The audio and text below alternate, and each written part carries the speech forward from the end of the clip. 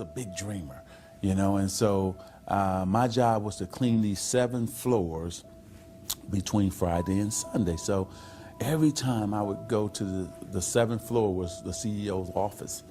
So I would bust in like I was the CEO. I'm dreaming like I'm the CEO now. And who would have ever thought? I've been blessed. And here I am the CEO of my own company. I think that the number one thing is you have to have a very clear vision, a very clear goal of where you want to go. Because only then you will get there. You can have the best airplane or the best ship in the world, but if the captain doesn't know where to go, he will just drift around. If the pilot does not know where to go, he will just drift around with his plane. So I think the key thing is that we know where we're going, and that you're very passionate about that, and that you see it always in front of you, the goal. So here are the 10 lessons I learned from basic SEAL training that hopefully will be of value to you as you move forward in life. Every morning in SEAL training, my instructors, who at the time were all Vietnam veterans, would show up in my barracks room, and the first thing they'd do was inspect my bed. If you did it right, the corners would be square, the covers would be pulled tight, the pillow centered just under the headboard, and the extra blanket folded neatly at the foot of the rack. It was a simple task, mundane at best, but every morning we were required to make our bed to perfection. It seemed a little ridiculous at the time, particularly in light of the fact that we were aspiring to be real warriors, tough, battle-hardened SEALs. But the wisdom of this simple act has been proven to me many times over. If you make your bed every morning, you will have accomplished the first task of the day. It will give you a small sense of pride, and it will encourage you to do another task, and another, and another. And by the end of the day, that one task completed will have turned into many tasks completed. Making your bed will also reinforce the fact that the little things in life matter. If you can't do the little things right, you'll never be able to do the big things right. And if by chance you have a miserable day, you will come home to a bed that is made, that you made. And a made bed gives you encouragement that tomorrow will be better. So if you want to change the world, start off by making your bed. During SEAL training, the students are all broken down into boat crews. Each crew is 7 students, 3 on each side of a small rubber boat, and 1 coxswain to help guide the dinghy. Every day, your boat crew forms up on the beach and is instructed to get through the surf zone and paddle several miles down the coast. In the winter, the surf off San Diego can get to be 8 to 10 feet high, and it is exceedingly difficult to paddle through the plunging surf unless everyone digs in. Every paddle must be synchronized to the stroke count of the coxswain. Everyone must exert equal effort, or the boat will turn against the wave and be unceremoniously dumped back on the beach. For the boat to make it to its destination, everyone must paddle. You can't change the world alone. You will need some help.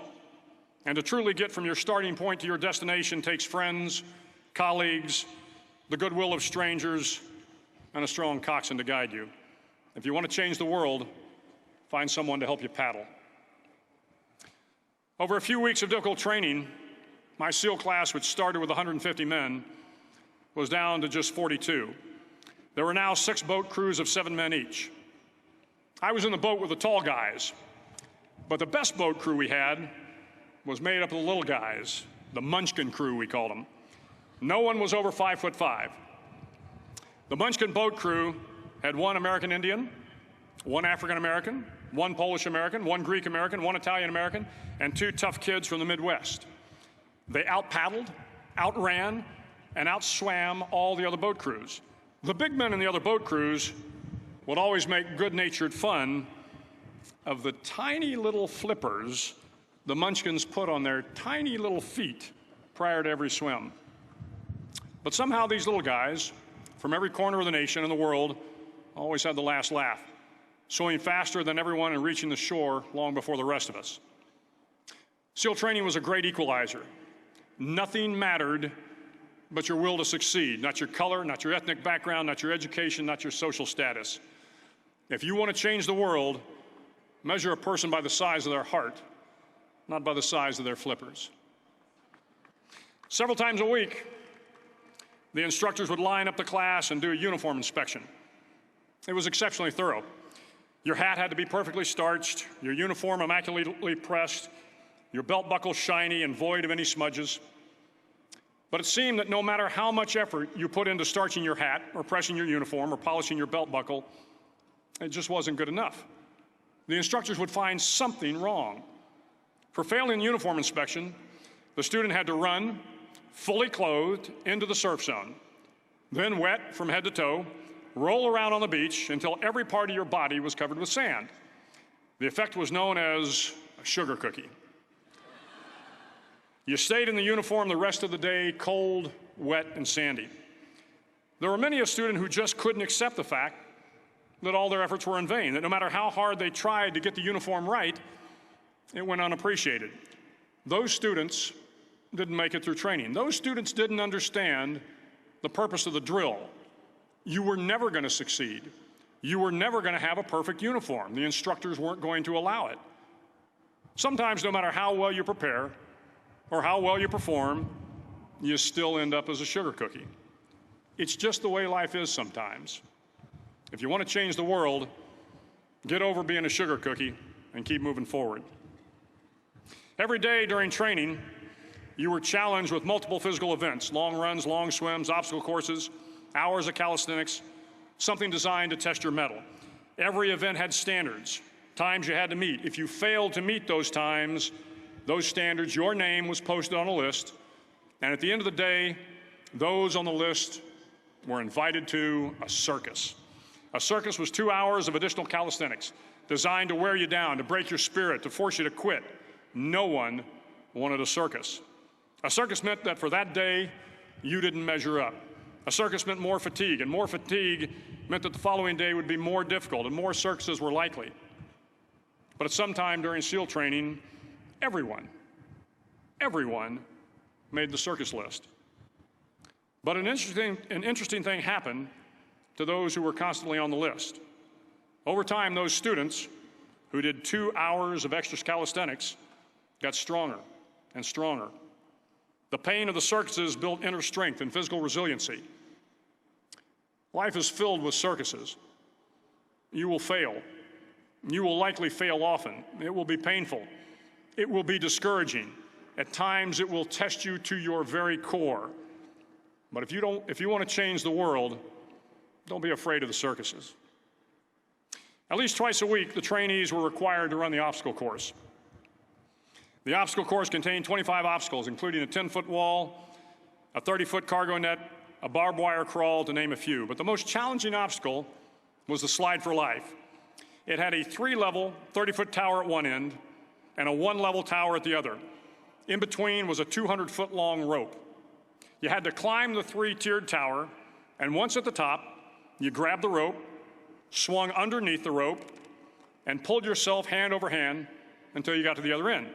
The record for the obstacle course had stood for years when my class began in 1977. The record seemed unbeatable until one day a student decided to go down the slide for life head first.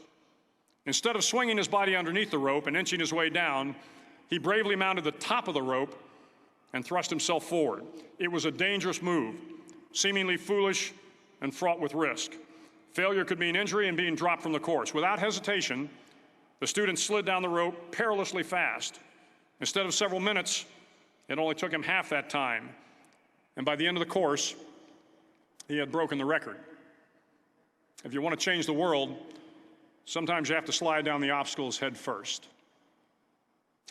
During the land warfare phase of training, the students are flown out to San Clemente Island, which lies off the coast of San Diego. The waters off San Clemente are a breeding ground for the great white sharks. To pass SEAL training, there are a series of long swims that must be completed. One is the night swim. Before the swim, the instructors joyfully brief the students on all the species of sharks that inhabit the waters off San Clemente. They assure you, however, that no student has ever been eaten by a shark, at least not that they can remember. But you are also taught that if a shark begins to circle your position, stand your ground. Do not swim away.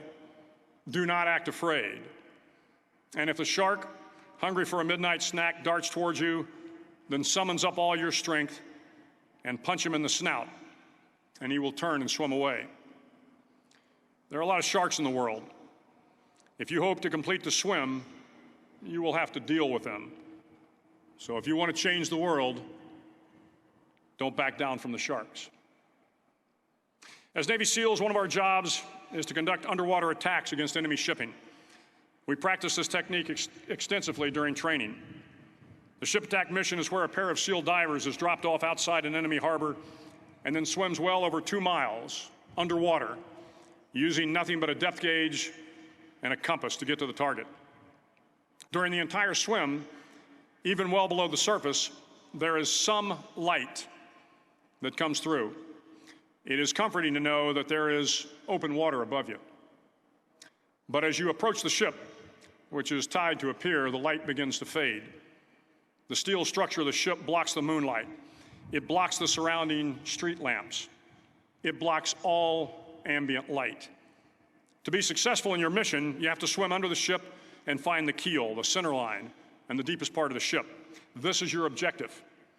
But the keel is also the darkest part of the ship, where you cannot see your hand in front of your face, where the noise from the ship's machinery is deafening, and where it gets to be easily disoriented, and you can fail. Every SEAL knows that under the keel, at that darkest moment of the mission, is a time when you need to be calm, when you must be calm, when you must be composed, when all your tactical skills, your physical power, and your inner strength must be brought to bear. If you want to change the world, you must be your very best in the darkest moments. The 9th week of training is referred to as Hell Week. It is 6 days of no sleep, constant physical and mental harassment, and one special day at the Mud Flats. The Mud Flats are an area between San Diego and Tijuana where the water runs off and creates the Tijuana Sloughs, a swampy patch of terrain where the mud will engulf you. It is on Wednesday of Hell Week that you paddle down to the Mud Flats and spend the next 15 hours trying to survive this freezing cold, the howling wind, and the incessant pressure to quit from the instructors. As the sun began to set that Wednesday evening, my training class, having committed some egregious infraction of the rules, was ordered into the mud. The mud consumed each man till there was nothing visible but our heads. The instructors told us we could leave the mud if only 5 men would quit. Only 5 men, just 5 men, and we could get out of the oppressive cold. Looking around the mud flat, it was apparent that some students were about to give up. It was still over 8 hours till the sun came up. 8 more hours of bone-chilling cold. The chattering teeth and the shivering moans of the trainees were so loud, it was hard to hear anything. And then one voice began to echo through the night. One voice raised in song. The song was terribly out of tune, but sung with great enthusiasm. One voice became 2, and 2 became 3, and before long, everyone in the class was singing. The instructors threatened us with more time in the mud if we kept up the singing, but the singing persisted. And somehow the mud seemed a little warmer, and the wind a little tamer, and the dawn not so far away. If I have learned anything in my time traveling the world, it is the power of hope. The power of one person, a Washington, a Lincoln, King, Mandela, and even a young girl from Pakistan, Malala. One person can change the world by giving people hope. So if you want to change the world, start singing when you're up to your neck in mud.